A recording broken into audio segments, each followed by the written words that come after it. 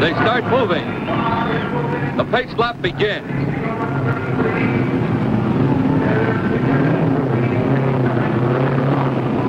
If any of the 33 cars can't be started, 2 alternates are waiting for a chance to get in.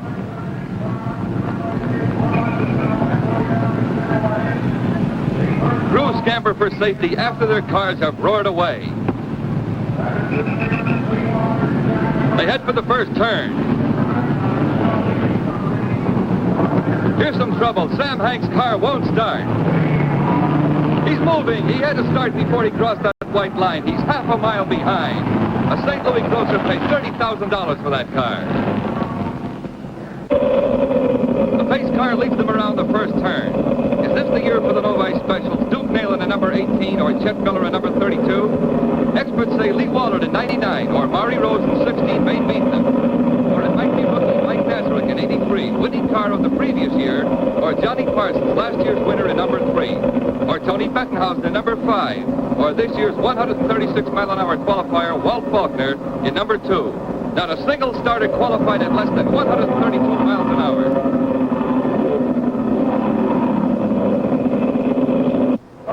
Down the long straightaway on the pace lap. And the race is on. A perfect start.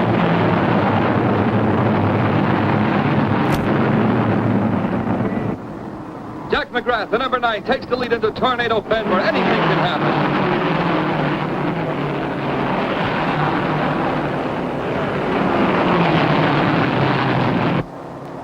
Wallard is ahead before the first lap ends, doing just over 122 miles an hour. The day's first battle for the lead is on. It's still Wallard and McGrath. The rest are jockeying for positions according to their strategy. McGrath is trying desperately to overtake Wallard. They have increased their speed to more than 124 miles per hour. Behind the leader comes Troy Ruttman, Nazarick, Dwayne Carter, Cecil Green, Bettenhausen, Freddie Agabasian, Faulkner, and Parsons. McGrath leads at the end of 3 laps and wins his first $100 lap prize. McGrath stays out in front through the 4th lap, but the 5th lap belongs to Wallard, who's doing almost 126 miles an hour. Cecil Green is 3rd, Walt Faulkner 4th.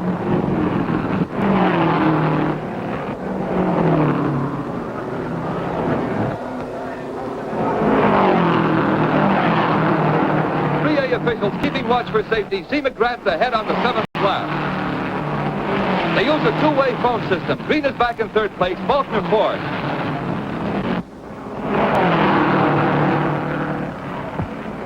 Blackboard signs tell Bettenhausen and Carter how fast they are going. It's a terrific pace. 2 minutes at the end of only 8 laps for Joe James. He's out of the race with a broken drive shaft. At 10 laps, it's McGrath, Wallard, Green, and Faulkner. McGrath's average speed is up to 128 miles per hour, a record. Pit stops begin early. Here comes Johnny McDowell in the great money-making car, Wilbur Shaw's Maserati. Not far behind is Mac Hellings. The pits already have been visited by Hanks, who had trouble starting, and Nalon.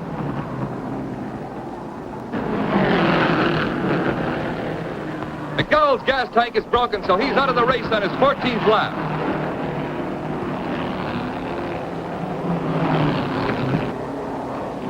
Wallard recaptures the lead on the 16th lap, with McGrath still fighting every inch of the way.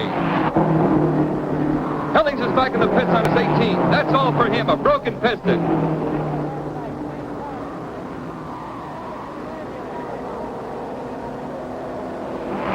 A tough moment for any driver, and off to the garage for another hopeful.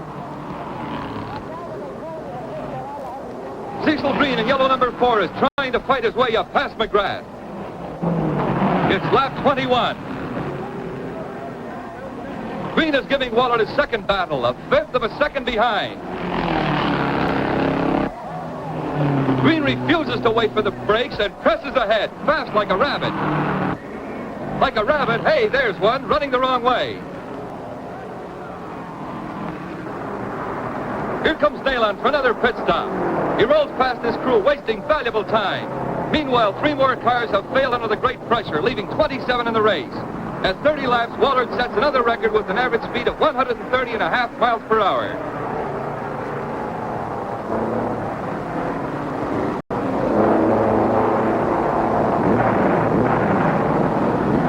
Here comes the other Novi special with Chet Miller at the wheel.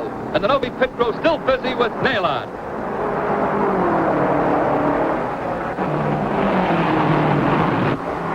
But Nalon gets back in the race, now running several laps behind the leaders. Other pit crews around are alert, and here comes another car. It is Bettenhausen on his 42nd lap. Lou Moore's crew goes to work efficiently. He changes the tire himself. The crazy turn into the pits on his 123rd lap. He's out of the race, a victim of the record speed of 127 miles per hour.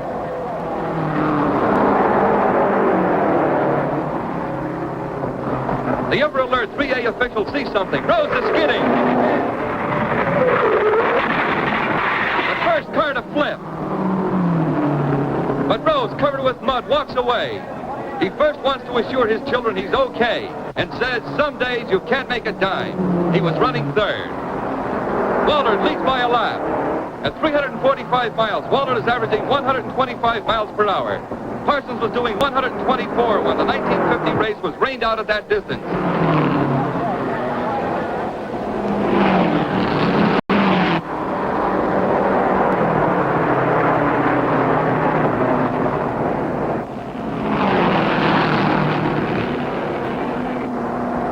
Nazareth has to pull in for tires and fuel.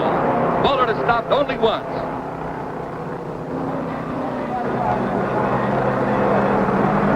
Nazareth takes advantage of all of the 1 minute and 44 seconds he is in to make himself fit for the fight to finish with Wallard.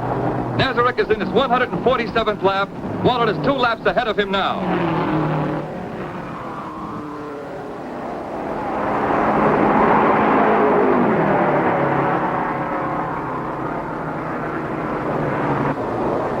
Nalon is stalled out of the race on his 152nd lap. He is sure of 10th place, though, because only 9 others are still running. Another one is after Wallard. Linden in number 57. Linden passes Wallard. He's gaining a lap in the field. While Wallard and Linden battle, Bettenhausen spins.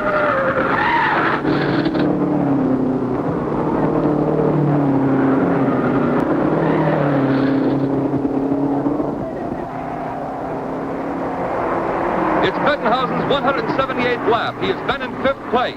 Now he is assured of 9th place money because only 8 cars are left to finish the race. The pace has been too much for 25 starters. At 180 laps, 450 miles, Wallard is pressing his little car without mercy to keep his 2-lap lead. Nazareth is next. The other 6 in the race are Ball, Aiulo, Banks, Linden, Forberg, and Carter. The average speed is still better than 126.5 miles per hour.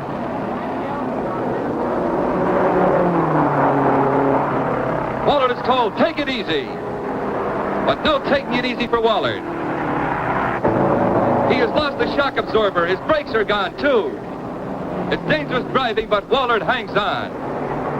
Lap 199, 1 to go.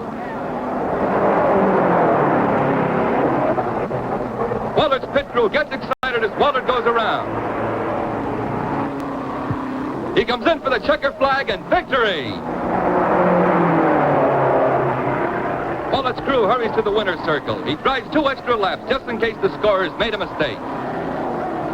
And here he comes, his motor tired, silent after the record time of 3 hours, 57 minutes, 38 and 5/100ths of a second.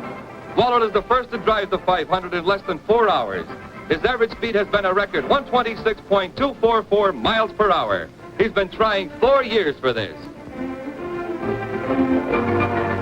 He wipes his face as he heads his brakeless car toward the winner's circle. Nazareth second and Aiulo third. Then came Linden, Banks, Ball, Forberg, and Carter. His car rolls into the winner's circle on the last of the power that sped it to victory and held it together through the grueling test. This has been the safest 500 in history. Not a single driver hurt, even though the speed was so great that a record number of 25 drivers failed to finish.